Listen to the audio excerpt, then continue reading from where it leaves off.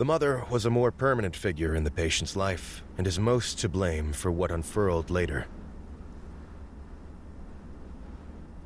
He had finally perished at the hands of the law during a drug-fueled frenzy, certainly a blessing for the patient. He frequently beat and abused the patient, probably since the first days of her life. He was violent and cruel, not quite characterized as evil, but his own trauma had left him less than a man. Like the mother, he was a heavy drug addict and essentially lived only to reach his next hit. The father was your typical prison frequent flyer, which was a blessing in a way, since he was mostly away from his daughter. Her parents were more akin to beasts than men. After learning about the family, it seems surprising to me that the patient didn't turn out worse. For a person to morph into such a monster, deep childhood trauma had to be the reason. The patient had been linked to a string of murders, and the insanity plea had been too clear to deny. It had been in the news for about a week before the next gruesome story took its place.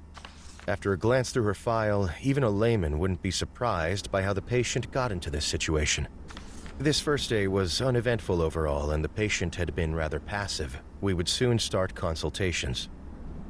It would have required multiple system failures at the same time for her to escape containment.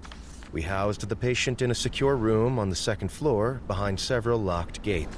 I believe that some on the team were more shaken by all this, but I suspect that everything will go back to normal once the routine. I must admit that I found all of this stimulating, and I had confidence in our process, so didn't see cause. We've had to deal with violent individuals daily, but they seem to think that she was surrounded by several lawmen, and we first had to have a full staff meeting about safety when dealing with. She had been transferred to our establishment early one peaceful summer morning. I would learn later that in this case, appearances were devilishly.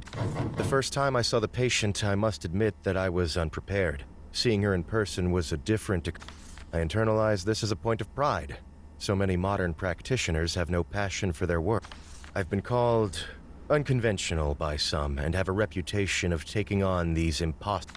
I suspect that the patient was put into my care as some kind of The previous physician had failed to improve the patient's condition and had managed to get rid of her for.